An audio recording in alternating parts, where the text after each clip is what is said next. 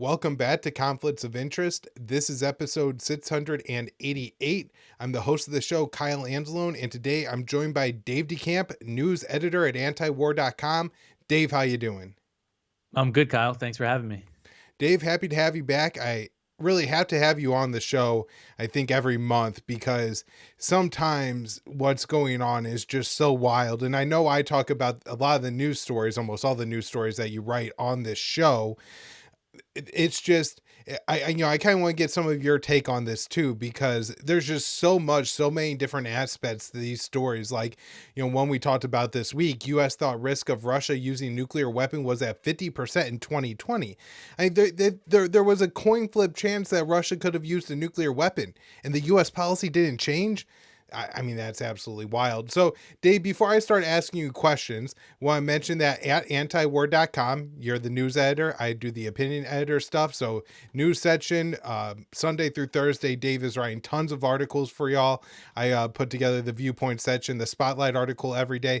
And we are doing our, fall fundraiser for antiwar.com, looking to raise a little bit of money. So, if you want to help us out, help us meet our goals, head on over to antiwar.com and make a contribution.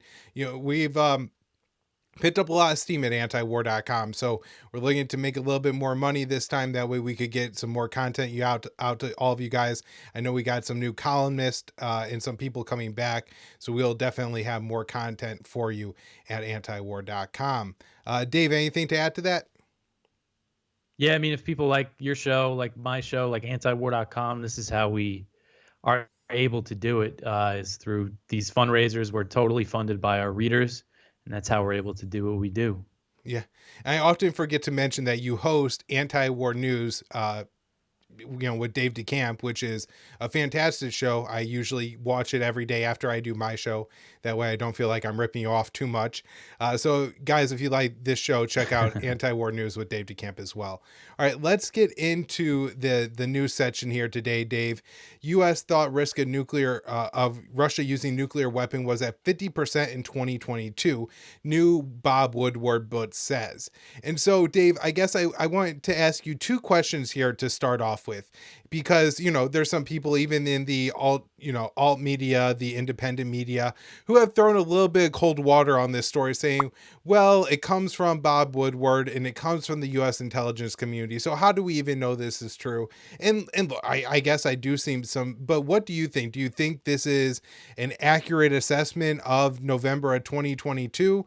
And kind of what do you make of the sourcing behind this?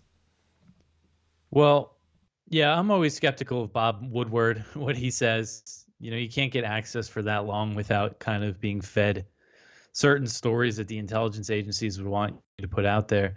I mean, what I think is the big story here is, we can't say for sure if the assessment was right, if the risk was at 50%. This was right after Russia had to pull out of Kharkiv, and there was fighting going on in the south in Kherson, and they ended up withdrawing from that city and going across the river, and that's basically where the lines have been since then. So this is back in the fall of 2022. So the U.S. thought that this defeat, that not really defeat, but these losses on the battlefield might trigger Russia using a nuclear weapon or something like that, or using a tactical nuke in Ukraine.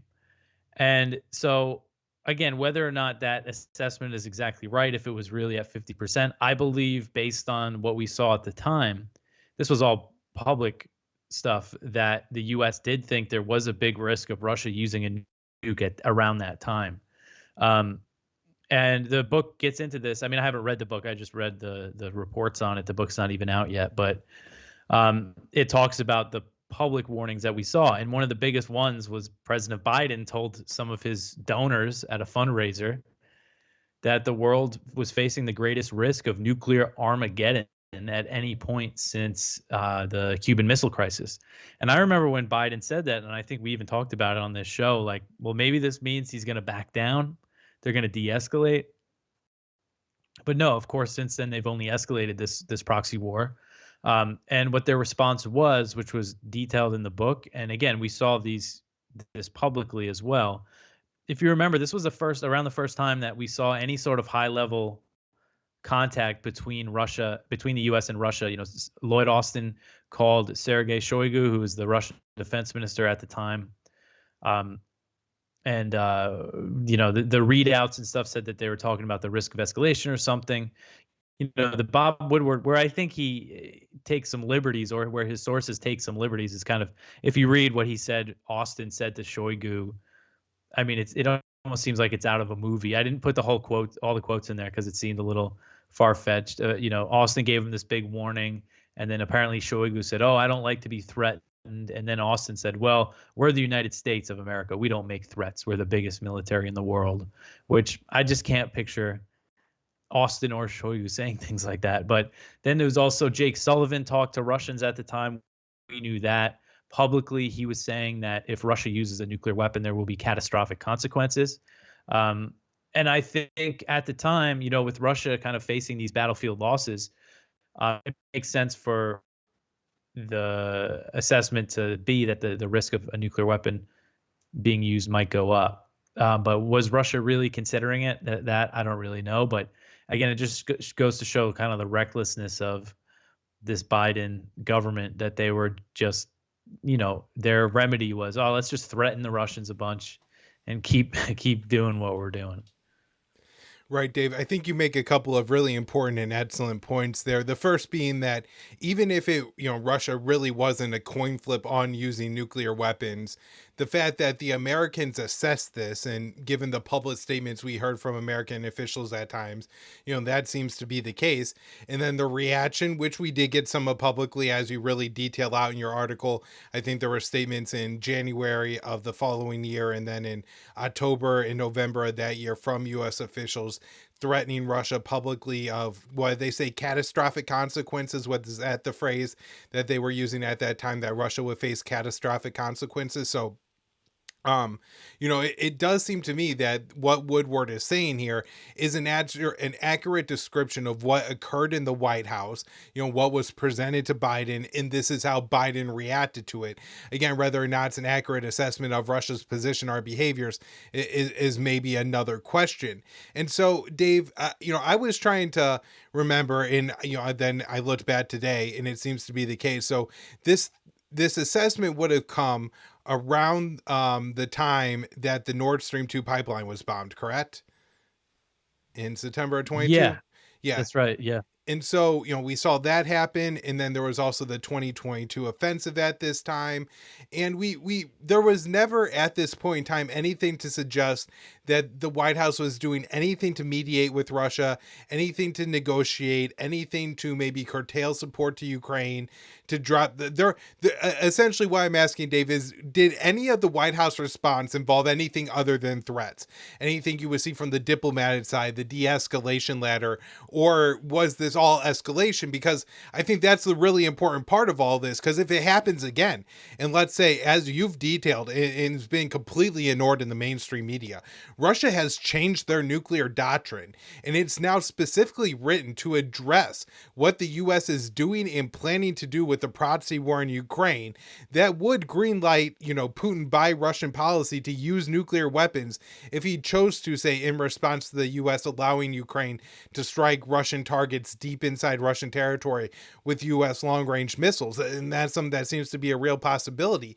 What we've learned from this past example is that the White House's reaction to that is going to just be to threaten Russia and not de-escalate. Am I missing anything here? Do you think any of that analysis is a little bit off?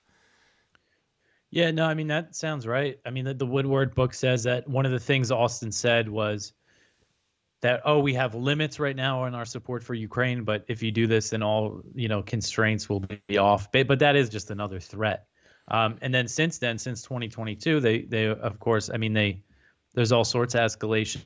The tanks started being sent to Ukraine, the cluster bombs, the F-16s, the Soviet-made planes, all this stuff happened after. So yeah, they just continued to escalate. Right now, I do think that they got the message from Putin when it comes to the long-range strikes.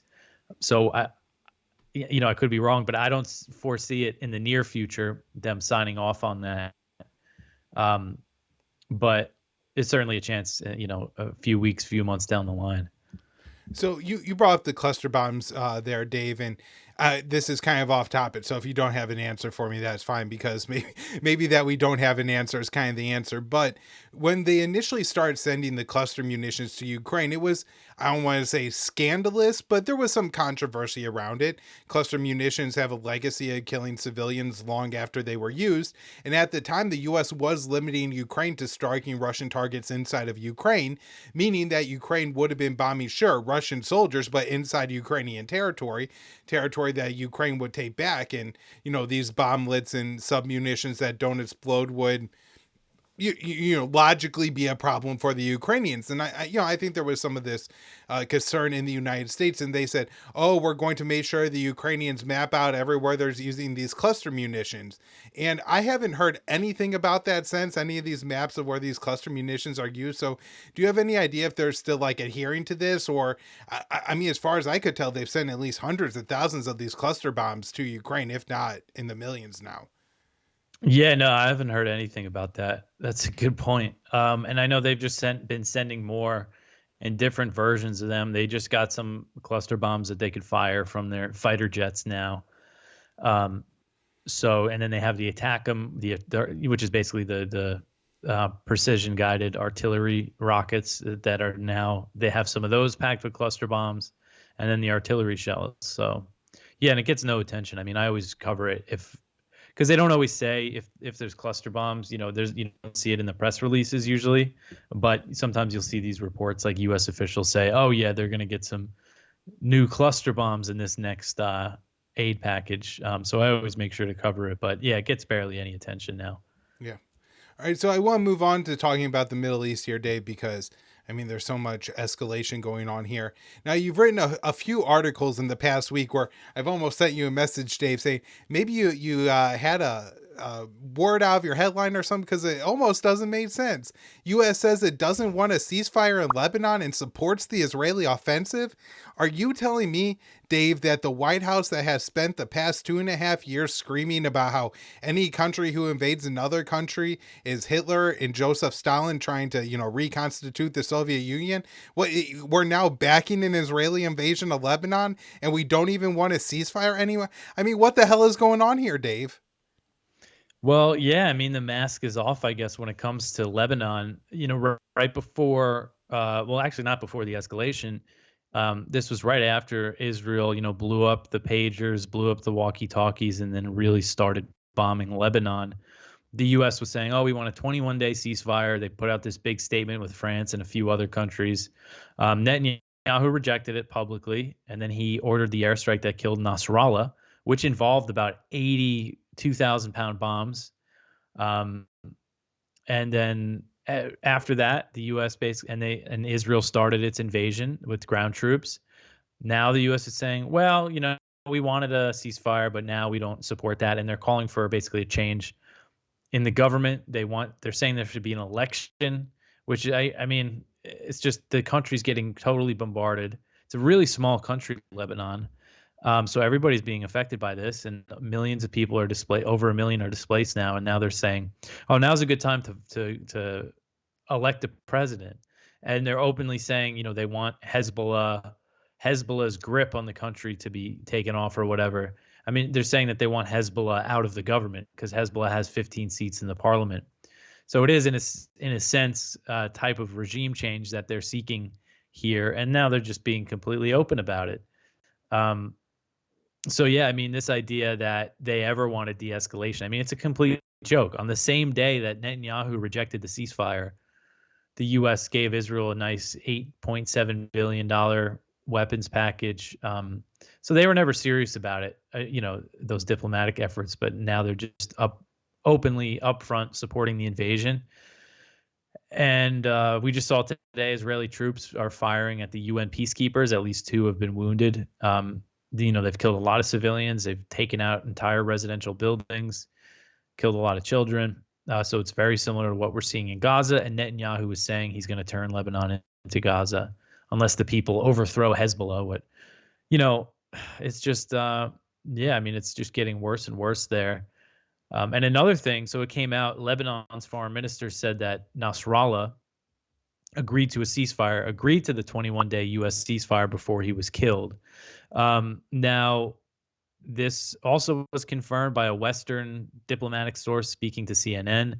The U.S. denied that they were aware that he agreed to anything, but and Hezbollah before that, their line was, no ceasefire in Lebanon until there's a ceasefire in Gaza. We'll keep firing rockets at northern Israel. But I think it's certainly possible that Nasrallah agreed to this at this time, and it's Israel's MO to kill someone who's seeking a ceasefire. I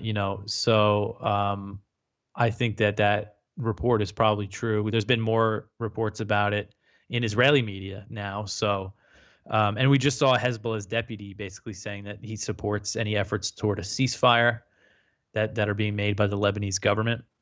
And it kind of seems like the Lebanese government and the people in charge in Beirut and Hezbollah are kind of unifying in a way, which happens when you get invaded by another country. So if there is a vote, if there is an actual vote, and the Shiites are able to vote, and we might see even more support for Hezbollah. And, just out of a little bit of curiosity here, it is, I know that certainly some Christian sites and some Christians have been at least injured, if not killed, in Lebanon. I don't know about Sunnis. So obviously, I'm not saying that the Israeli bombing is just impacting the Shiites, but that is most of who it's impacting, are most of the people who are displaced. And so the U.S. calling for elections now, well, that would certainly seem like, on the face of it, now maybe I could be wrong, but if the Shiites are mostly displaced, then that would give them, probably a historically weak opportunity in an election. It's probably harder to vote when you're living in a refugee camp somewhere far away from your home. That would just be my guess. So, Dave, I kind of wanted to ask you, because the one part of this that really I can't get my head around is, what is the White House's strategy? Now, I'm making an assumption here that, the White House, the decision makers, Jake Sullivan, Antony Blinken, they want Kamala Harris to win the upcoming election, right? And as far as I could tell through the summer, Joe Biden and then Kamala Harris were running as a peacetime candidate, right? They were saying that no U.S. troops were killed on their watch. I mean, it was a lie, but they said it. They were saying that, there's kind of historic peace. There's no new wars going on. The U.S. isn't involved in a war. And it would have seemed that, let's say at the beginning of October, you have the 21-day ceasefire on Israel's northern border. Then you can maybe negotiate a temporary pause in Gaza. And suddenly, Kamala Harris at the beginning of November could be claiming that she took part in a historic deal to end the fighting in the Middle East. But that seems completely out the window now. And so what exactly is the White House's strategy here, signing on to the Israeli invasion of Lebanon? They've been saying for months they want de-escalation in the region. What I really can't understand this. Well, you also have, I think right now they just want to get through the election, and they know that they just can't alter support for Israel.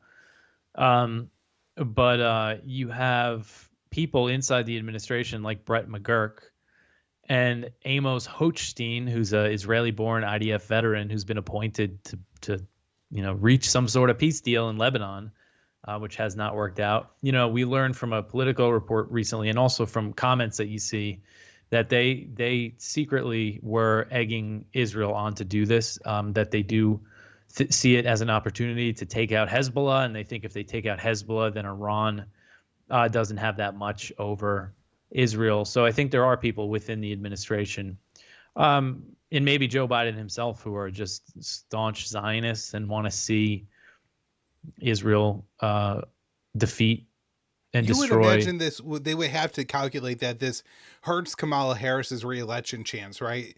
Like, I'm not saying that I would ever vote for Donald Trump, but if I were American voting for a president during wartime and my options were Kamala Harris, Vice President Word Salad, and Donald Trump, not only as somebody who doesn't want to see massive escalation, has shown that, like, at least with Iran, was that in 2017 or 18, he did de-escalate after that U.S. drone was shot down over the Persian Gulf.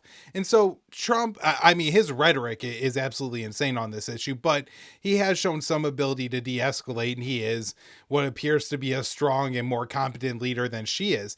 And so how could war going on in the Middle East, particularly a growing and expanding war, I just don't see how it could possibly be good for our re-election chances. Yeah, I don't think it is. I mean, I think the way it is right now, the unfortunate reality is that a lot of Americans aren't really paying too much attention to it, and it's just not even in their top 5 issues. But if, Israel attacks Iran and the US supports it, and then Iran really hits back, and then American troops start dying, then yeah, then a lot more people are going to be aware of what's happening. And so I think they are probably hoping that that doesn't happen. But they're But not they're gonna. walking right down the road. I know. I guess it does make sense in the context of everything we've seen in the past year, where they keep saying we want to see a ceasefire, and they keep on escalating, letting this thing go. It's just it's a little bit baffling. Now, Dave, I really want to ask you about this article that is gaining a lot of attention. I think it's really good that this article and that this letter by 99 American doctors that said that 5.4%. Essentially 119,000 Palestinians have now died due to this conflict, either by direct, shot by bomb, or, shot by bullet, bomb dropped on you, crushed under the rubble, or people who were died of deprivation, starvation, people who die of a disease they wouldn't otherwise have. This isn't something that you think about a lot, but, think of all the, particularly men over the age of like 60 in your life, how many of them are on high blood pressure medication, other medication to help, make sure they don't have a heart attack or a stroke or something like that. I'm sure a lot, with all the stress and people not being able to get any kind of medication in Gaza, you would assume that there's been a lot of people who would have otherwise survived, who've had heart attacks and strokes and things like that. So anyways, I was just wondering what your, you could talk about the letter a little bit if you want. We've talked about it on the show, and a lot of the doctors who signed on to that letter, me and you have been discussing what they've been saying for not over a year, but essentially a whole year now. These doctors have been some of the best sources because of the murder of so many journalists in Gaza for, information and the true human toll of this war. So anyways, what did you think of the letter and the number that they put out there? I mean, it was horrific. It was, they put out a similar letter a few months ago. This one was signed on by more doctors, 99 in total, 99 healthcare workers, doctors, nurses, who are Americans who volunteered in Gaza. And both letters, I mean, they say that all of them, all 99 of them, regularly saw preteen children with gunshot wounds to the head, sometimes multiple gunshot wounds to the head. So that, that's no accident. And, the numbers that they put out, they believe around like 60,000 people have starved to death or died of some other indirect cause.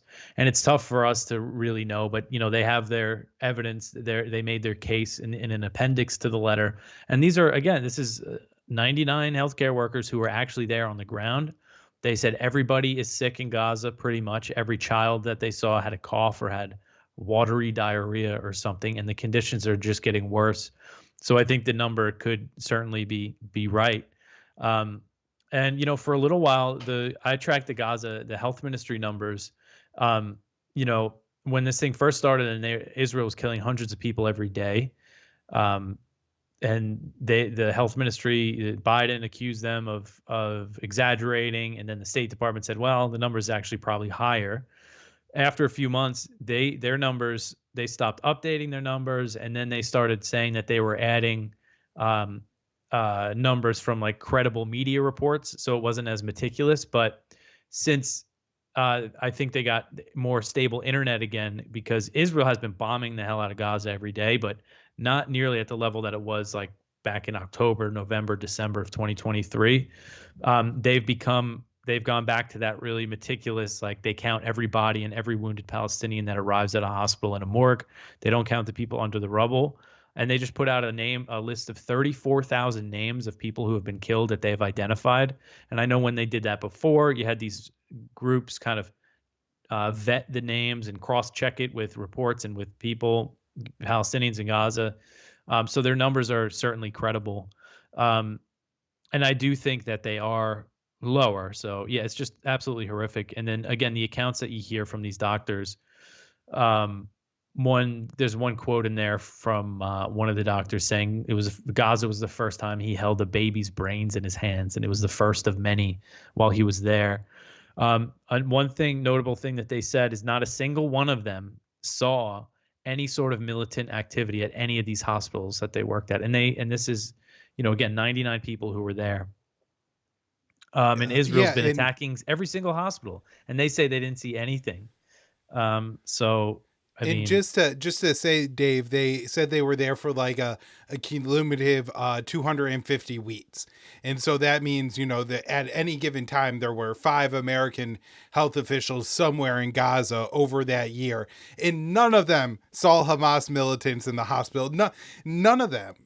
And so that is, I think, maybe not definitive, because of course it's very hard to disprove a negative, but the fact that these doctors are saying every day I treat a child who's been shot in the heart by a sniper, or a baby who had their brains blown out, and I haven't seen a single Hamas militant, then obviously the U.S. needs to tell Israel to stop attacking the hospitals. At the very least, that has to be a red line, and we get no such kind of comment from the Biden administration.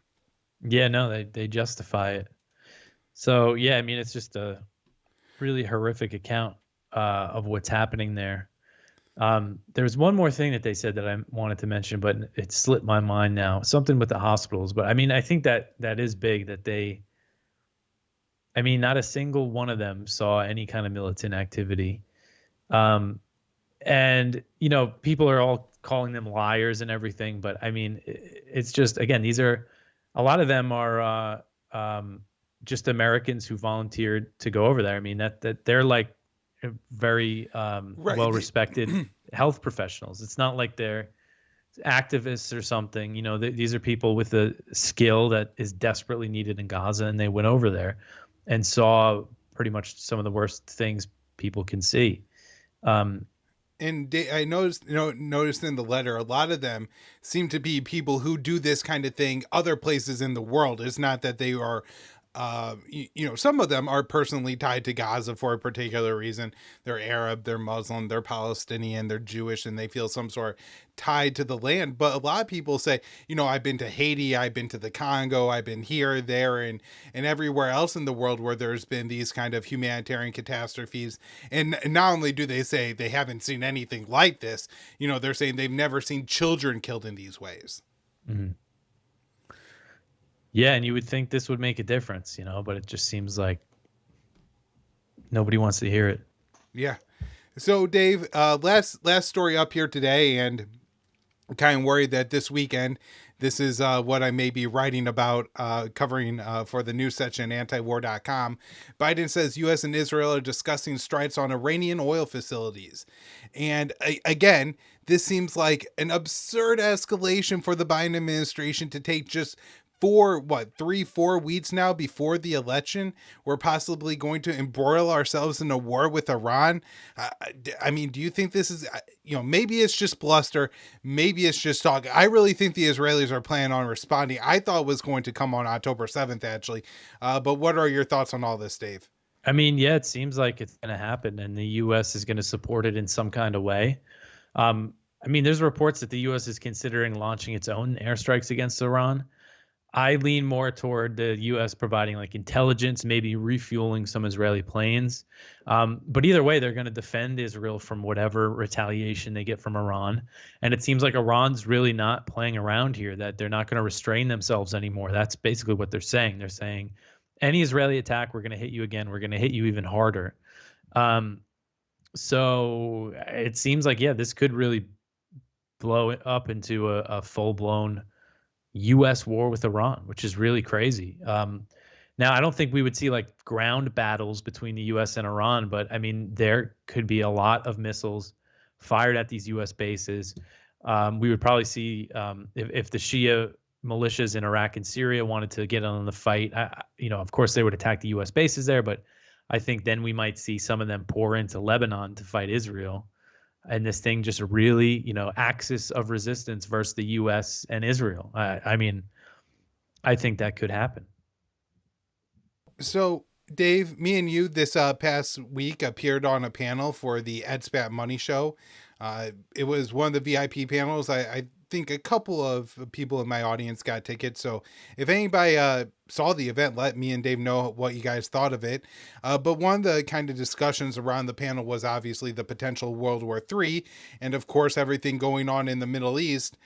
There's a lot of talks about other powers and parties getting involved in this conflict. So, last question, Dave, and you could kind of either pick a couple of these to go over, or you could kind of run down the list. But people have talked about Turkey entering the fight on the side of the Palestinians, Hezbollah, Iran, the Shia, or Iran or China, not Iran, Russia or China maybe. And so, what other parties do you see potentially entering this conflict should the U.S. get involved in striking Iran? I don't see Turkey getting involved. I think Erdogan's a lot of talk. I could see Turkey taking advantage of the situation and trying to cut off, another chunk of Syria or something like that. Escalate against the Kurds. Which could almost be taken as entering the war on the side of Israel, kind of going Yeah, after a Shia, government in Syria. I just think that's an important thing to point out. People kind of just assume that all Muslims stick together, and I don't think Erdogan's really concerned yeah, about the pan-Muslim cause or anything like that there. So yeah, I think you're right about that. yeah. And he, one thing is that Turkey and Israel were complicit together in the ethnic cleansing of Nagorno-Karabakh.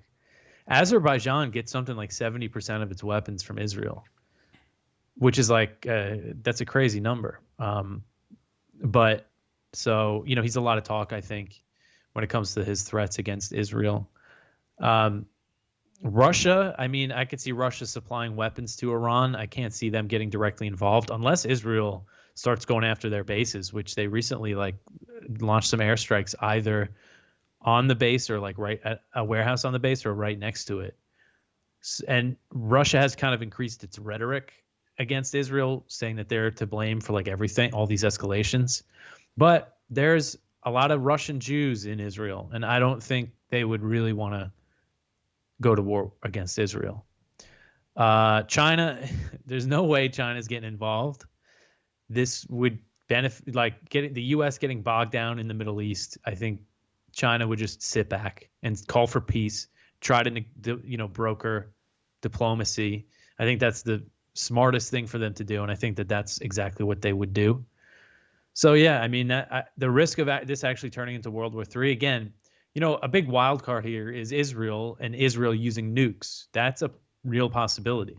Israel nuking Iran. I think that could happen. Like if Israel hits Iran, Iran hits back really hard, and then it's war. If Israel's losing, I wouldn't be surprised if they just nuked Iran without even consulting the U.S.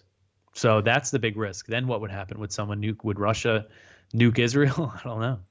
Yeah, there was people I think maybe have made a little bit too much out of this statement. Putin said something about in asking or maybe suggesting Russian Jews should leave Israel, and I don't think Russia would necessarily attack Israel, but that could be quite a soft power move. One of the things that Israel certainly needs is manpower to run their economy, to run their military as they're embroiled in these conflicts, and if Putin were to sway not insignificant portion of Jews to leave the country, that's going to be another blow to the Israeli manpower that maybe they can't afford, or certainly could hurt them if they end up in a major war with Iran and some other Israelis flee to places that they're elsewhere from, like the US or other places in Europe, because who wants to live somewhere where missiles are going to rain down on your head and potentially kill you and your children. All right, Dave. Anything else before we wrap up here? No, I think we covered a lot All there. right. Everybody, if you enjoyed the show, head on over to antiwar.com and make a donation. That's how you can support my work and Dave DeCamp's work. And of course, follow him on Twitter at DeCampDave and read antiwar.com every day for all the important news headlines. Thanks, Dave. Thanks, Kyle.